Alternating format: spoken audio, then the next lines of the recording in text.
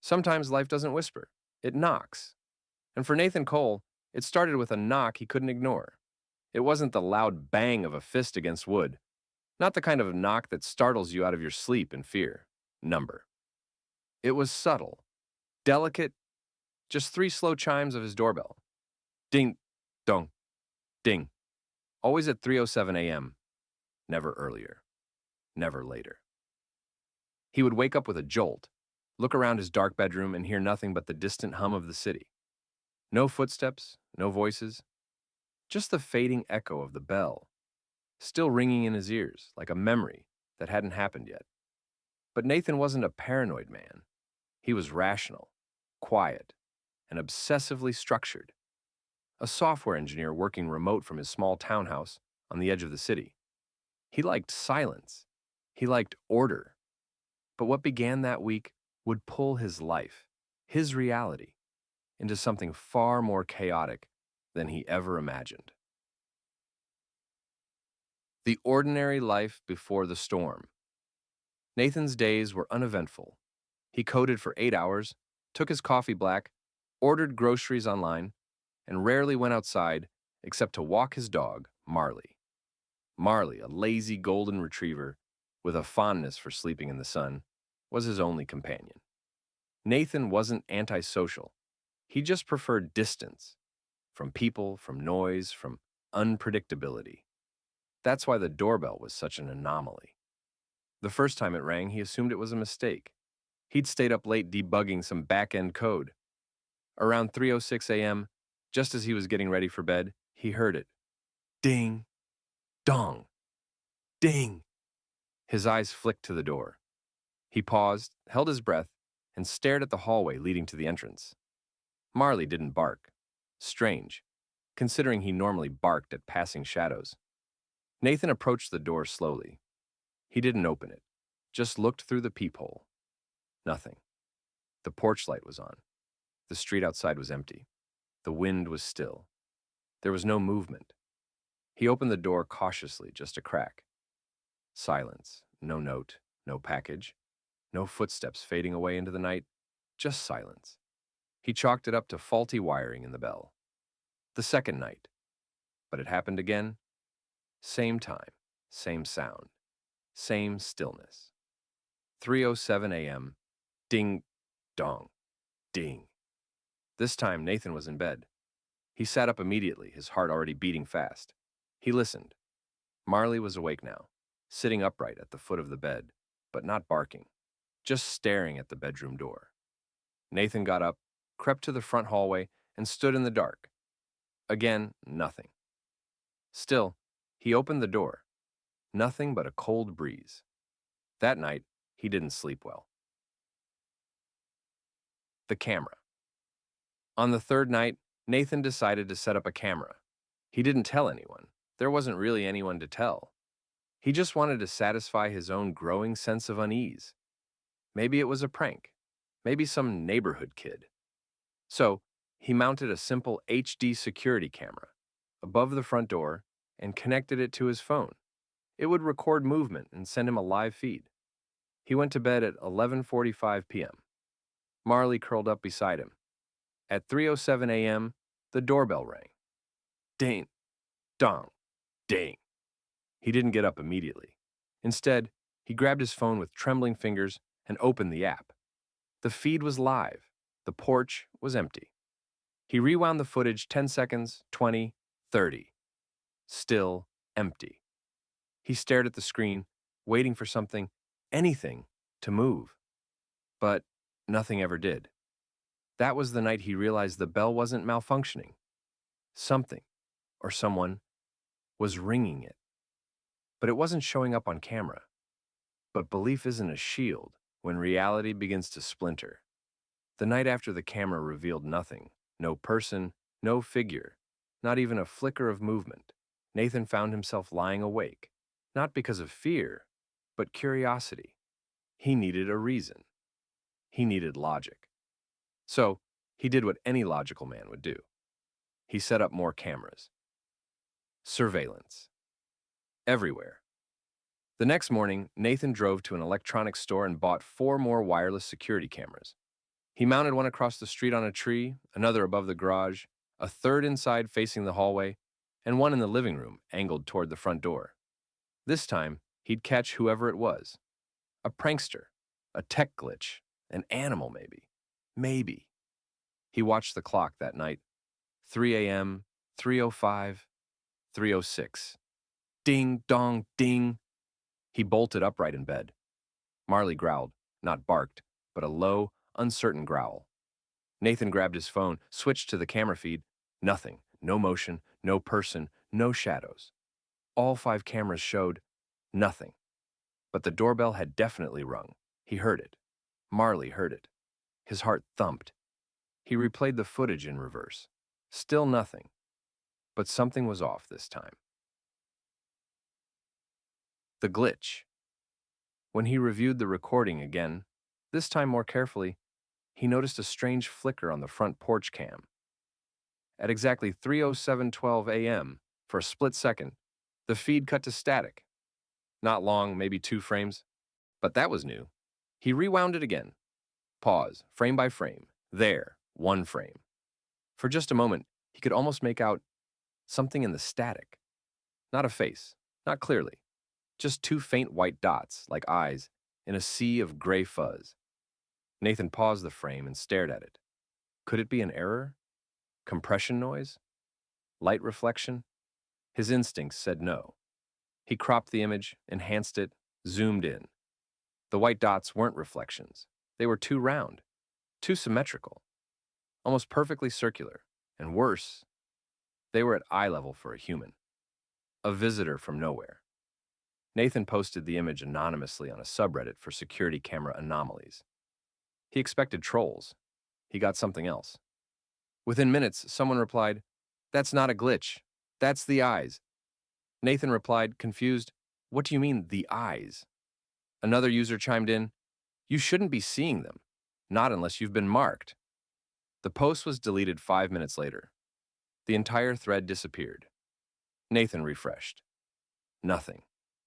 He logged off, more disturbed than he wanted to admit. Breaking the pattern.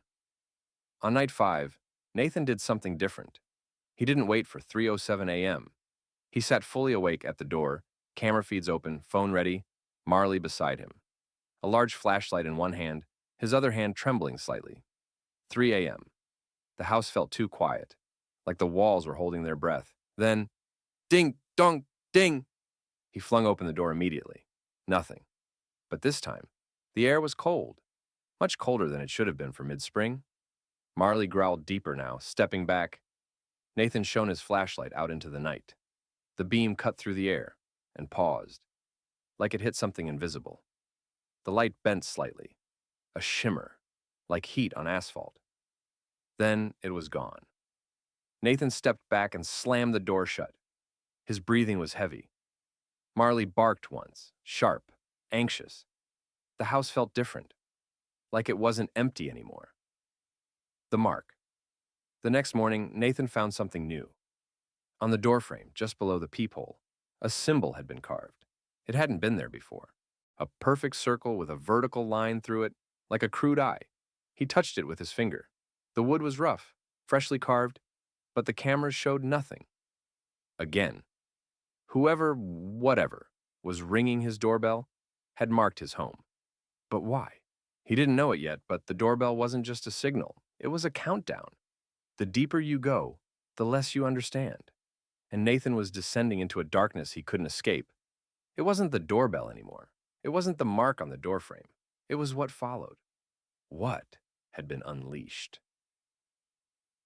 The first dream. That night, Nathan fell asleep on the couch. He hadn't meant to. He had been reading through obscure forms and old myths, trying to understand what the eyes meant. But exhaustion overtook him. His sleep was restless. He dreamt of a house. It was his house, but not the one he knew.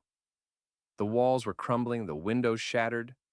The front door was wide open, and the cold wind blew inside. Yet it felt wrong. In the dream, he stood in the middle of the living room, unable to move. A shadow lingered by the door. Then he heard it. The bell. Ding, dong, ding. It sounded distant, but also like it was echoing in his very mind. Suddenly, there was a figure standing at the door, tall, thin, and blurred at the edges, like a photograph out of focus. The figure had no face, just dark voids where eyes should be. And then it whispered, "You're running out of time." Nathan tried to scream, but no sound came out. The figure reached for the door, pulling it open slowly, revealing nothing but endless blackness on the other side. Then, the bell rang again, and Nathan woke up, gasping for breath. His heart was pounding in his chest. His skin was cold with sweat. But when he looked around, everything was normal. Except for one thing. His doorbell had moved. The moving doorbell. Nathan stood frozen at the door, his hand still on the handle, staring at the bell. It wasn't where it had been before. It was now on the far side of the porch, almost at the edge. It wasn't a mistake. The doorbell, which had always been in the same place, was physically shifted. He didn't remember hearing anything about a doorbell moving during the night. But here it was, in a new location. He double-checked the camera footage. There was nothing. No person, no shadows, no trace of anyone touching the bell. But somehow, it had moved. The unseen touch. The following night, the bell rang again. Ding, dong, ding! Nathan wasn't going to wait this time. He grabbed his flashlight and rushed outside the moment he heard it. This time, the bell was in the same place, but something had changed. The air was unnaturally still. No breeze, no rustling leaves, nothing. Just silence. Nathan stepped outside, scanning the front yard. He turned the flashlight in every direction. That's when he noticed something. Just to the left of the door, near the bushes. A footprint. Fresh, large, and wrong. The footprint was too deep for the ground to be that dry. It was like something had pressed into the dirt with unnatural force, as though it had been planted there deliberately. But there was no one around. No footsteps leading up to the door. No sound. Not a single trace of whoever or whatever had left it. The countdown intensifies. Nathan couldn't shake the feeling that the mark on his doorframe wasn't a random act. He didn't know what it meant, but he could feel its weight. Each time the bell rang, it felt like time was slipping away. That night, as the clock approached 3:07 a.m., he sat awake, staring at the cameras. The living room light was on. Marley was lying on the couch, motionless. Ding! Dong! Ding! The bell rang exactly on time. Nathan rushed to the door. No hesitation. He flung it open, expecting the same emptiness as before. But this time, there was something else. A sound. The faintest scraping noise. It was coming from the back of the house. Nathan's heart skipped a beat. He ran to the back door, flashlight raised, every nerve on high alert. And there it was. A trail of black dust leading from the back gate to the kitchen. It wasn't dirt. It wasn't ash. It was something otherworldly. Nathan followed the trail, his hand trembling as he reached for the kitchen light. But as soon as he flicked the switch, the dust was gone. In the blink of an eye. Disappeared. The breaking point. At this point, Nathan knew he was dealing with something that defied all logic. He couldn't explain what was happening. He couldn't trust the cameras. They showed nothing. They captured nothing. It was as if whatever it was knew he was watching. But Nathan was no longer thinking logically. He was thinking of survival. He decided to leave, pack his things, leave the house behind. Whatever it was, whatever was out there, he wouldn't stick around to find out. But as he gathered his things that night, the doorbell rang again. He paused, staring at the clock. 3:07 a.m. He couldn't leave. Something, or someone, was preventing him from leaving.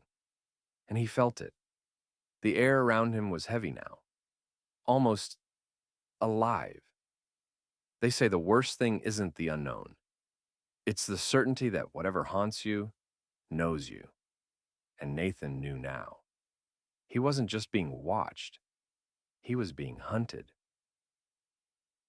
The shadows grow closer. The night after Nathan packed his things and tried to leave, he couldn't. Every door was locked, the windows sealed. He tried to start his car, but the engine wouldn't turn over. Something or someone had taken control. The bell rang again. Ding, dong, ding. Nathan had spent the last few hours with his back pressed against the door, flashlight in hand, eyes darting to every shadow in his home. He had barricaded the windows with whatever furniture he could find, but it felt futile. The house seemed to stretch around him, suffocating him. And then, something he had never experienced before. The house began to feel alive. The walls felt like they were breathing, and every floorboard creaked under his weight, as if someone or something was walking behind him, always just out of sight. The house itself was closing in on him. He turned to Marley, who had been uncharacteristically silent all night. The dog was standing by the front door, staring at it, unblinking, as if waiting for something. Then, the doorbell rang again. Ding, dong, ding! Marley barked, once, twice. Then silence. Nathan didn't wait. He rushed to the door, throwing it open, flashlight ready, and once again, nothing. But something was different. For the first time in days, Nathan felt it. The air felt thick. There, standing just beyond the doorway, was a figure. Not a person, not quite. It was a shadow, but a shadow with substance. The figure was tall and stretched, its limbs too long, its outline jagged, like a broken silhouette against the night. It had no face, no eyes, just darkness. But Nathan saw it, and it saw him. The whispering, "You can't leave," and it whispered. Nathan froze. The voice was like 1,000 whispers in one, a cold, unnatural sound that sent shivers down his spine. The figure stepped forward, its shape flickering like static on a broken screen. "You've been marked," it hissed. "And now, you are mine." Nathan stumbled back, his heart pounding in his chest. He slammed the door shut, but the figure didn't move. It was as if it was waiting. Waiting for what? Scene 3. The Night of the Unseen. That night, Nathan didn't sleep. He couldn't. The doorbell rang, of course. Ding, dong, ding. But Nathan didn't rush to the door this time. He sat still, breathing quietly. The air was heavy, thick with the sense of something hunting him. Marley was beside him again, growling softly, his fur standing on end. But Nathan couldn't bring himself to look at the cameras anymore. He knew they wouldn't show anything. Whatever this was, whatever this thing was, it wasn't bound by the laws of the physical world. Suddenly, his phone buzzed. It was a notification from the security app. He opened it without thinking. The feed was live. Nathan stared at the screen. The front porch was empty. The streetlights illuminated the yard, the trees swaying gently. But there, in the corner of the frame, something was moving. A shadow just outside the edge of the porch. He zoomed in. Nothing.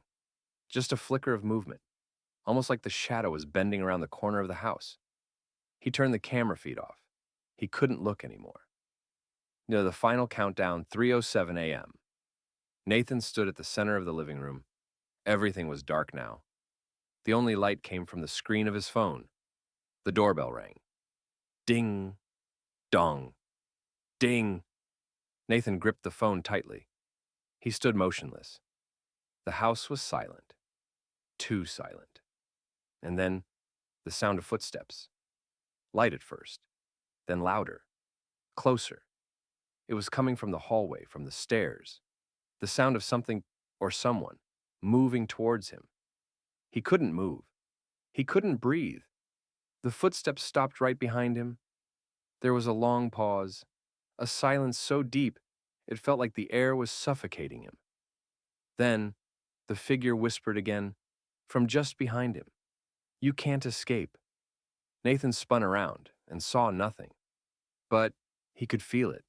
He could feel the presence behind him. The coldness, the weight of it pressing in. Ding, dong, ding.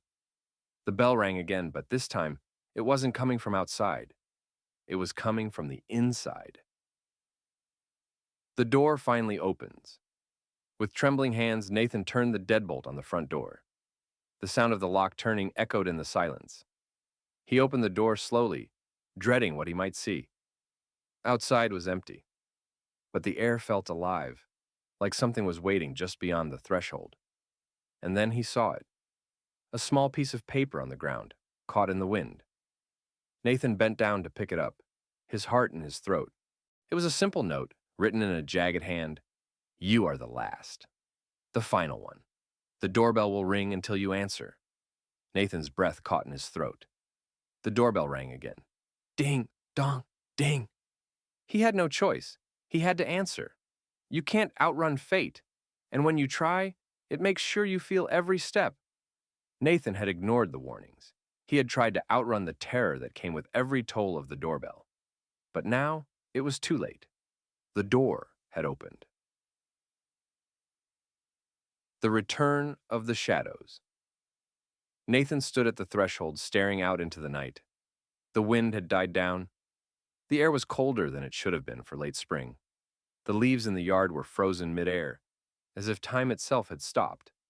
And there it was. The shadow, now more solid, more real than ever before, was just beyond the door. It was no longer just a flickering outline in the darkness. It was a figure, standing tall, impossibly still. A face, or what was left of one, stared back at Nathan. Hollow eyes, black as night, fixed on him. The mouth was twisted into something that couldn't be called a smile. It was a grimace, a sneer that spoke of hunger, of waiting, of death. It whispered again. You've answered the call. Nathan tried to move, tried to slam the door shut, but his body wouldn't obey. His hand was glued to the handle, as if the shadow had control of him now. He couldn't look away. The figure took a step forward, and with each movement, the air grew colder. The house began to shake, faintly at first, then harder, as if the entire structure was being pulled into something else, something other. Nathan was frozen in place, his eyes wide in horror. And then the bell rang again. Ding! Dong! Ding! The doorway to nowhere.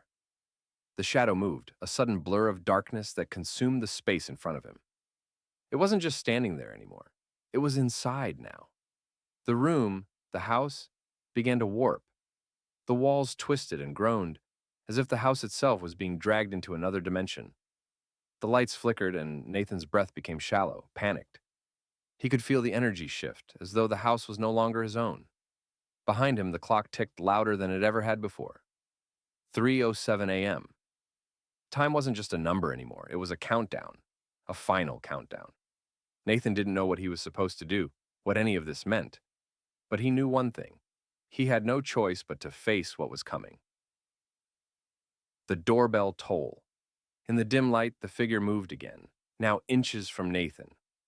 The whispering grew louder, like a chorus of voices, each one more desperate, more angry than the last. It's time to answer, Nathan.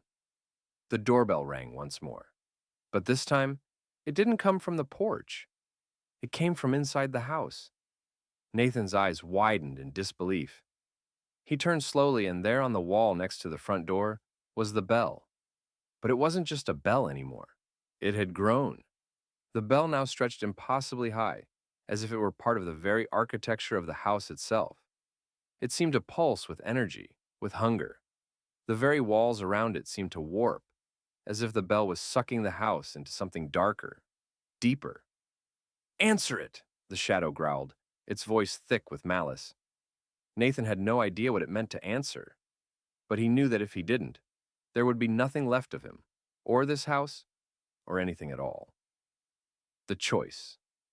In that moment, a thought flashed through Nathan's mind. The house wasn't just haunted by a spirit. It wasn't cursed. It was a prison built around an ancient force, an entity that had been waiting for years, centuries perhaps. It had been waiting for the right time. And now, the bell rang. Ding, dong, ding.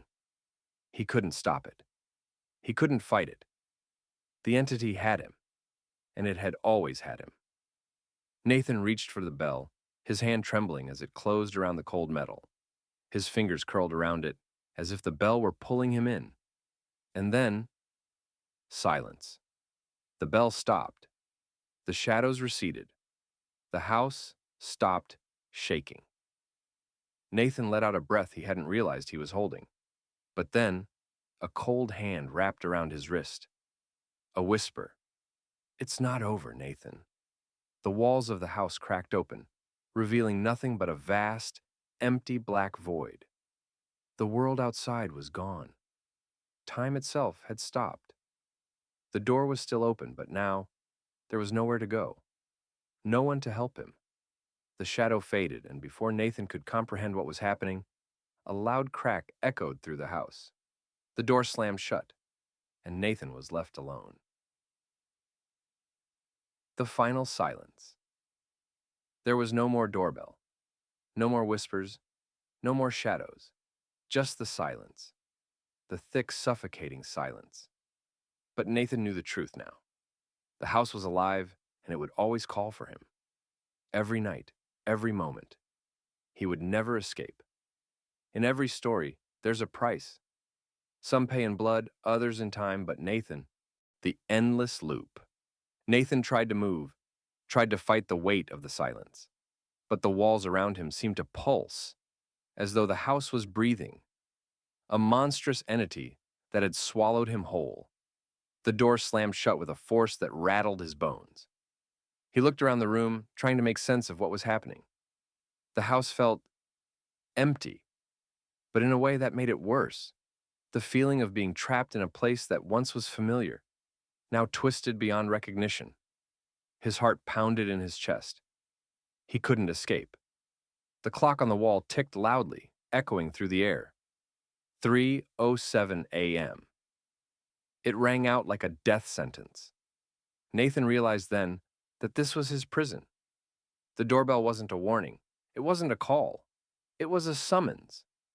The eyes behind the walls. He turned away from the door, trying to steady his breath, but it was too late. The presence was there, creeping at the edges of his consciousness, following him like a shadow. Every corner of the house, every creak of the floorboards seemed to hum with that thing that had been haunting him for so long. He glanced at the camera feed, but it showed nothing.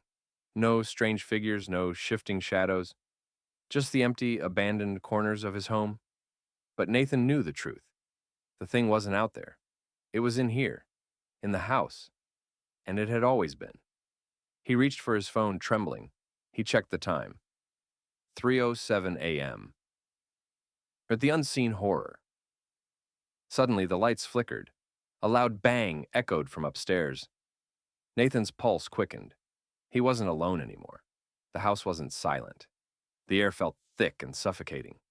Every fiber of his being screamed for him to leave, to run. But the door, it wouldn't open.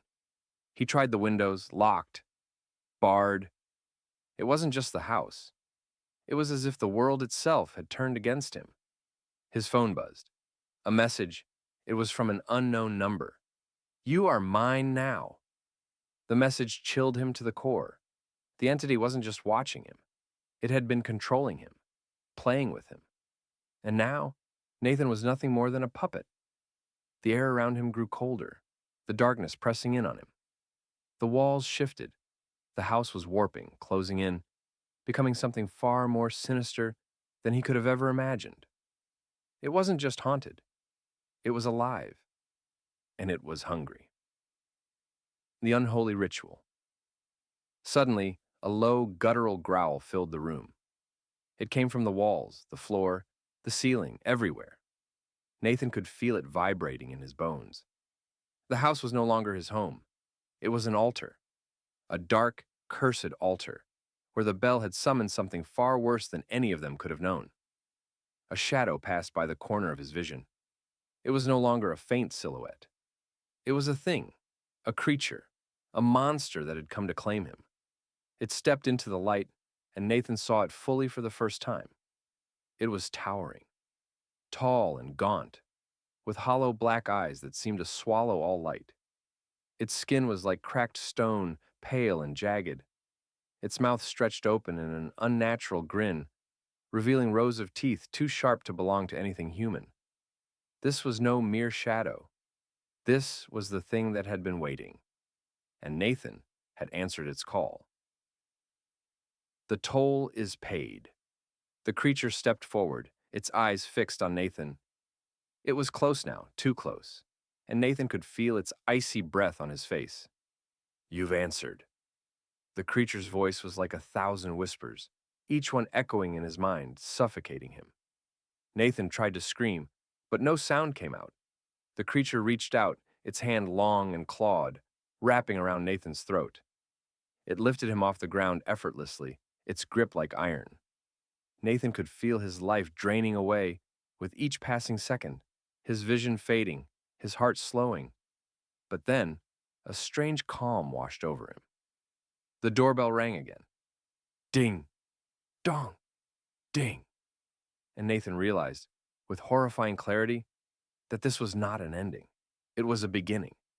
The creature dropped Nathan to the floor, its black eyes never leaving him. It stepped back, watching as the room around him began to distort. The walls cracked open again and the very air seemed to shudder, as if the house itself was being torn apart. The doorbell tolled once more, and this time, Nathan understood. He had become part of the cycle.